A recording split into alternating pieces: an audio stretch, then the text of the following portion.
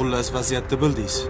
Kechasi tungi klubda janjal qilgan. Ikkita bolaga tan jarohat yetkazgan. Majbur bo'ldim olib kelishga.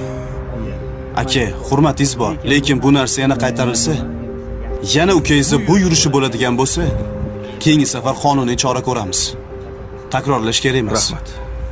Ukam uchun uzr so'rayman. Sog' bo'ling. Faqat nazoratga oling. Jamiyatga zarar yetkazish kerak emas. Xo'p bo'ladi. Mayli.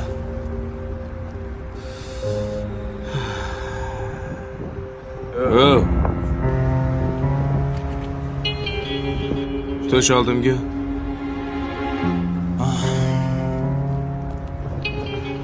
Chugurma bosh. Oy. Qaq ketyapmiz aka. Sen bilan bir o'tirib er kechasiga gaplashib olaylik. Bo'pti.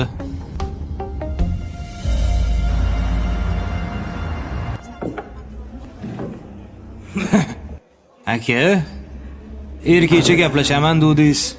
Svidaniya taklif qildingizmi meni?